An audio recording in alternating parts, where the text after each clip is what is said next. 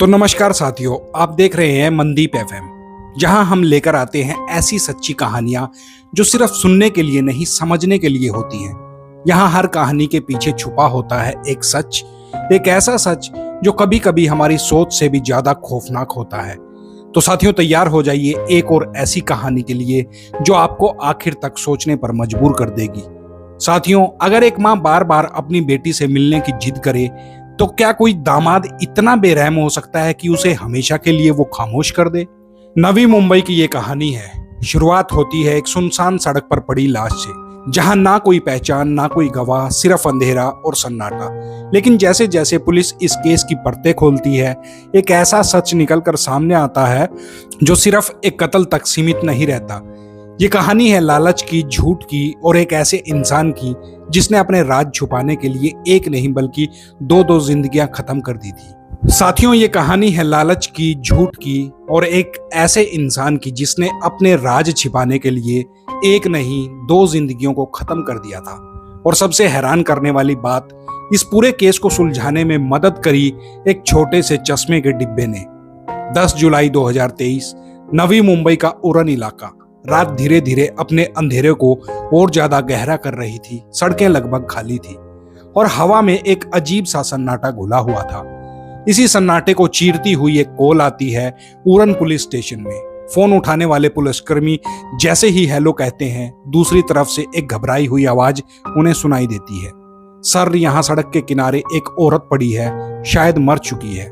बस इतना ही, ना नाम, ना पहचान और कॉल कट। पुलिस के लिए ये कोई आम कॉल नहीं थी, क्योंकि अनुभव कहता है कि जहां शायद शब्द आता है, वहां मामला अक्सर सीधा नहीं होता है। कुछ ही मिनटों में एक पुलिस टीम वहां पर मौके पर निकल जाती है। जगह एक सुनसान सड़क, जहां स्ट्रीट लाइट भी पूरी तरीके से रोशनी नहीं दे पा रही थी। अंधेरे के बीच सड़क किनारे एक आकृति पड़ी हुई थी। पुलिस जैसे ही उसके पास पहुंचती है, टॉर्च की रोशनी उसके चेहरे पर पड़ती है और सामने एक महिला की लाश होती है। उम्र करीब 55 साल, चेहरा लंबा, लेकिन हालात चीख चीख कर कुछ और कहानी बयां कर रहे थे। पुलिस सबसे पहले आसपास का मुआयना करती है। कोई बैग नहीं, कोई पर्स नहीं, कोई मोबाइल नहीं, यहां तक कि शरीर पर कोई गहना भी नहीं था। यानी पहचान मिटाने की पूरी कोशिश करी गई थी। लेकिन सवाल यह था कि अगर सिर्फ लूटपाट होती तो इतनी सुनसान जगह पर लाश फेंकने की क्या जरूरत थी? मामला साफ था, ये हत्या थी और बेहद सोच समझकर करी गई हत्या थी। लाश को कब्जे में लिया जाता है और फोरेंसिक टीम को बुलाया भी जाता है। हर छोटे से छोटे सबूत की तलाश शुरू होती है। मिनट, आधा घंटा, 1 घंटा, कुछ नहीं मिलता। ऐसा लग रहा था जैसे कातिल ने हर निशान को वहां से मिटा दिया हो। लेकिन अक्सर क्राइम सीन पर जो चीजें सबसे मामूली लगती हैं, वही सबसे बड़ा राज खोलती हैं। थोड़ी दूरी पर एक पुलिसकर्मी की नजर एक छोटे से ऑब्जेक्ट पर पड़ती है। वो उसे उठाता है। एक चश्मे का वो बॉक्स था, साधारण सा दिखने वाला एक डब्बा, लेकिन उस पर एक नाम लिखा हुआ था। एक ऑप्टिकल शॉप का नाम लिखा था और उसका पता। उस वक्त शायद किसी को अंदाजा नहीं था कि ये छोटी सी चीज, ये छोटा सा जो चश्मे का केस है, इस पूरी कहानी का पहला दरवाजा खोलने वाला है। इधर लाश को पोस्टमार्टम के लिए भेज दिया जाता है और अगले दिन जब रिपोर्ट आती है तो पुलिस के भी होश उड़ जाते हैं। रिपोर्ट कहती है महिला के सिर में 2 गोलियां मारी गई और उसके बाद गले पर तेज धार हथियार से वार किए गए हैं। यानी कातिल सिर्फ मारना नहीं चाहता था, वो पक्का करना चाहता था कि सामने वाला जिंदा ना बचे। अब सवाल और गहरा हो गया था कि कौन थी ये महिला और किसने इतनी नफरत से उसका कत्ल किया था। और सबसे बड़ा सवाल, क्या ये सिर्फ एक हत्या थी या इसके पीछे कोई और कहानी भी छिपी थी? कहते हैं क्राइम सीन चाहे कितना भी साफ क्यों ना कर दिया जाए, कातिल कहीं ना कहीं कोई ना कोई छोटी सी गलती जरूर कर जाता है। यहां भी कुछ ऐसा ही हुआ था। पुलिस के पास एक लाश थी जिसकी पहचान तक नहीं थी और कोई सीधा सुराग भी नहीं था। बस एक चीज थी, एक चश्मे का डब्बा। अब सवाल ये है, क्या ये चश्मे का बॉक्स उसी महिला का है या फिर किसी राहगीर का जो वहां से गुजरा हो? लेकिन जब बाकी कुछ ना मिले तो जांच वहीं से शुरू करनी पड़ती है जो हाथ में है। पुलिस की एक टीम उस ऑप्टिकल शॉप पर जा पहुंचती है जिसका नाम उस केस पर लिखा हुआ था। दुकानदार से पूछा जाता है, ये केस आपका है? वो देखता है और तुरंत कहता है, जी हाँ, ये हमारी शॉप का ही है। अब अगला कदम, महिला की तस्वीर दिखाई जाती है। दुकानदार तस्वीर को ध्यान से देखता है। कुछ सेकंड में उसकी नजर ठहर जाती है और फिर वो कहता है, हाँ ये हमारी कस्टमर थी, रेगुलर आती थी, नाम था इनका भारती अंबोर। बस यहीं से कहानी में पहली रोशनी आती है। अब लाश सिर्फ एक अनजान औरत नहीं थी, उसका नाम था, उसकी पहचान थी, उसका एक अतीत था। पुलिस तुरंत उस पते पर जा पहुंचती है जहां भारती रहती थी, लेकिन घर पर ताला लगा मिलता है। पड़ोसियों से पूछताछ शुरू होती है। पता चलता है कि भारती अकेली रहती थी, उसका पति नहीं था, उसकी एक बेटी भी थी जिसकी शादी हो चुकी थी। सब कुछ बिल्कुल सामान्य लग रहा था, लेकिन फिर एक बात सामने आई। 10 जुलाई को भारती घर से निकली थी और कहा था कि वो अपनी बेटी से मिलने जा रही है, यानी जिस दिन वो गायब हुई उसी दिन उसकी लाश भी मिली। अब मामला और ज्यादा गंभीर हो चुका था। पुलिस अब टेक्निकल इन्वेस्टिगेशन की तरफ बढ़ती जा रही थी। भारती का मोबाइल नंबर निकाला जाता है और उसकी कॉल डिटेल को भी खंगाला जाता है। 9 और 10 जुलाई के कॉल रिकॉर्ड्स पर खास तरीके से ध्यान दिया जाता है। कई नंबर सामने आते हैं, लेकिन उनमें से कुछ नंबर ऐसे थे जिन पर बार बार कॉल हुई थी। पुलिस उन नंबरों को एक एक करके ट्रेस पर लगा देती है और तभी सामने आता है एक नाम, मयूरेश। रिश्ता था दामाद का। अब कहानी में एक नया किरदार एंट्री ले चुका था और सबसे अहम बात, भारती के आखिरी काल इसी मयूरेश के साथ में हुआ था। पुलिस अब उसे पूछताछ के लिए बुलाती है। मयूरेश बिना किसी हिचक के पुलिस स्टेशन में पहुंच जाता है। जैसे ही उसे बताया जाता है कि उसकी सास की लाश मिली है तो मयूरेश रोने लगता है, बड़ा दुख जताता है। लेकिन पुलिस सिर्फ शब्दों पर भरोसा नहीं करती, वो चेहरे पढ़ती है, बॉडी लैंग्वेज पढ़ती है और पुलिस चुप्पी को भी पढ़ती है। और यहीं पर मयूरेश की कुछ हरकतें, कुछ जवाब पुलिस को खटकने लगते हैं। अब शक की सुई धीरे धीरे उसकी तरफ घूम रही थी, लेकिन अभी सिर्फ शक था। सच तक पहुंचने के लिए एक और धक्का देना बाकी था। पुलिस के लिए अब यह मामला साफ नहीं बल्कि और उलझता जा रहा था। एक तरफ मयूरेश जो खुद पुलिस स्टेशन में आया था, रोया, दुख जताया, और दूसरी तरफ उसकी लोकेशन जो उसी जगह के आसपास मिल रही थी जहां से भारती की लाश को बरामद किया था।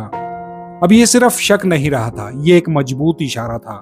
पुलिस ने तय किया अब पूछताछ सामान्य तरीके से नहीं होगी। कमरे का माहौल बदलता है, सवालों का लहजा भी बदलता है और धीरे धीरे मयूरेश की आवाज लड़खड़ाने लगती है। थोड़ी देर चुप्पी और फिर वो टूट जाता है। वो कहता है, हाँ मैंने ही अपनी सास का कत्ल किया है। कमरे में एक पल के लिए सन्नाटा छा जाता है। पुलिस तुरंत आगे बढ़ती है कि बताओ क्यों। जवाब आता है, वो मुझे तंग करती थी। अब ये जवाब जितना छोटा था उतना ही अधूरा था। लेकिन मयूरेश यहीं नहीं रुकता, वो पूरी घटना बताता है। 10 जुलाई को वो खुद भारती के घर गया था। उसे कहा, चलो मैं तुम्हें तुम्हारी बेटी से मिलवाता हूँ। भारती तैयार हो गई। शायद एक माँ के लिए इससे बड़ी खुशी क्या होती कि वो अपनी बेटी से मिलने जा रही थी। लेकिन उसे नहीं पता था जिस गाड़ी में वो बैठ रही है वो उसे उसकी बेटी के पास नहीं, मौत के पास लेकर जा रही है। कार में पहले से 2 लोग बैठे थे, मयूरेश के दोस्त। गाड़ी चलती है, शहर से दूर एक सुनसान रास्ते की तरफ निकल जाती है जहां ना कोई गवाह हो, ना कोई सवाल करने वाला। मयूरेश बताता है कि जैसे ही वो उस जगह पर पहुंचे उसने कार रोकी और बिना किसी चेतावनी के अपनी सास के सिर में 2 गोलियां मार दी। लेकिन वो यही नहीं रुका। उसने पुलिस को बताया, मुझे डर था कि कहीं वो बच ना जाए, और इसलिए उसने चाकू निकाला और गले पर वार कर दिया, यानी मौत को पक्का किया गया था। लाश को सड़क किनारे फेंक दिया गया और तीनों वहां से निकल गए। पुलिस ने उसके बताए अनुसार बाकी 2 आरोपियों को भी गिरफ्तार कर लिया। पहली नजर में केस सॉल्व हो चुका था। मोटिव था तंग करना, मर्डर कबूल हो चुका था, आरोपी कस्टडी में था। लेकिन कभी कभी सब कुछ इतना सीधा होता है कि वो सीधा लगना ही गलत लग सकता है। एक पुलिस अफसर जो चुपचाप इस पूरी कहानी को सुन रहा था, उसके दिमाग में एक सवाल घूम रहा था, क्या कोई आदमी सिर्फ इसलिए अपनी सास को मार देगा क्योंकि वो अपनी बेटी से मिलना चाहती थी? कुछ तो मिसिंग था। और जब इन्वेस्टिगेशन में कुछ मिसिंग लगे तो समझ लीजिए असली कहानी अभी बाकी है। पुलिस ने एक बार फिर मयूरेश को अपने सामने बिठाया और इस बार सवाल सीधा था, तुम अपनी पत्नी को उसकी मां से मिलने क्यों नहीं दे रहे थे? इस बार मयूरेश की आंखों में डर साफ दिखाई दे रहा था, पसीना था, चुप्पी थी और फिर एक ऐसा सच जिसने पूरे केस की दिशा ही बदल दी। वो धीमी आवाज में कहता है कि मैं उसे कैसे मिलवाता, मैंने तो अपनी पत्नी को अगस्त 2022 में ही मार दिया था। और यही एक कत्ल की कहानी 2 कत्ल की दास्तां बन जाती है। कहते हैं हर अपराध के पीछे एक वजह होती है, कभी गुस्सा, कभी बदला और कभी लालच। यहां तीनों थे। मयूरेश अब पूरी तरीके से टूट चुका था। जो सच अब तक परतों में छुपा था वो धीरे धीरे बाहर आने लगा था। उसने बताया साल 2014 वो पहले भी एक मर्डर केस में फंस चुका था। जेल गया, केस चला और उसे सजा भी हुई, लेकिन उसे भरोसा था कि एक ना एक दिन वो छूट जाएगा। इसी दौरान उसकी मुलाकात प्रीति से हुई। वो उससे करीब आया और फिर एक अजीब सा फैसला लिया। उसने प्रीति को 9 लाख रुपए दिए और कहा, जब मैं जेल से बाहर आऊंगा तब ये पैसे वापस ले लूंगा। फिर उसने उससे शादी भी कर ली। कुछ समय बाद हाईकोर्ट से वो बरी हो गया, जेल से बाहर आया और अब उसे अपने पैसे याद आए। उसने प्रीति से पैसे मांगे, लेकिन प्रीति के पास वो पैसे नहीं थे। कभी उसने कहा खर्च हो गए हैं, कभी कहा कहीं लगा दिए हैं, और यहीं से रिश्ते में दरार पड़ना शुरू हो चुकी थी। अगस्त 2022 दोनों अलीबाग गए, एक लॉज में रुके, शायद एक नई शुरुआत के लिए। लेकिन वहां जो हुआ उसने सब कुछ खत्म कर दिया। पैसों को लेकर झगड़ा इतना बढ़ गया और गुस्से में मयूरेश ने अपनी ही प्रेग्नेंट पत्नी का गला घोट दिया। एक पल का गुस्सा 2 जिंदगियां खत्म कर गया। उसके बाद उसने लाश को कार में रखा और अलीबाग की एक पहाड़ी के से नीचे जाकर फेंक दिया गया। कोई गवाह नहीं, कोई सबूत नहीं, और सबसे बड़ी बात, कोई पूछने वाला भी नहीं, क्योंकि प्रीति का दुनिया में सिर्फ उसकी मां के अलावा कोई नहीं था। मां थी उसकी भारती। समय बीतता गया, लेकिन एक मां का दिल चुप नहीं बैठा। भारती को शक होने लगा कि आखिरकार क्यों उसकी बेटी उससे बात नहीं कर रही, क्यों मयूरेश हर बार बहाना बना रहा है। वो बार बार कहती मुझे मेरी बेटी से मिलवाओ, और यही जिद मयूरेश के लिए खतरा बन चुकी थी। उसे डर था अगर भारती पुलिस तक पहुंच गई तो सारा सच बाहर आ जाएगा। इसलिए एक दिन उसने फैसला किया, एक और कत्ल। 10 जुलाई 2023 वो भारती के पास गया, उसे भरोसा दिलाया और फिर उसे उसी रास्ते पर ले गया जहां से कोई वापस नहीं आता। लेकिन कहते हैं ना, किस्मत हर बार साथ नहीं देती। जब वो लाश फेंक रहा था उसकी नजर एक छोटी सी चीज पर नहीं पड़ी, चश्मे का केस। वही केस जिसे उसने नजरअंदाज कर दिया था। वो पुलिस के हाथ लग चुका था और वही इस पूरे खेल का सबसे अहम सबूत बन गया था। उस छोटे से केस ने एक मां की पहचान करवाई, एक दामाद को कातिल बनाया और 1 साल पुराने कत्ल का राज खोल दिया। मयूरेश और उसके साथी गिरफ्तार हुए और एक बार फिर से यह साबित हो गया, क्राइम चाहे कितना भी परफेक्ट क्यों ना लगे, एक छोटी सी गलती सब कुछ बर्बाद कर देती है। तो साथियों, ये था मयूरेश का केस। साथियों, अगर आपको क्राइम इन्वेस्टिगेशन की ऐसी स्टोरीज पसंद है तो हमारे चैनल को सब्सक्राइब जरूर करना, वीडियो को लाइक करना और कमेंट करके बताना कि आप इंडिया के किस शहर से हमारे वीडियोस को देखते हो। तब तक अपना ख्याल रखिएगा। जय हिंद।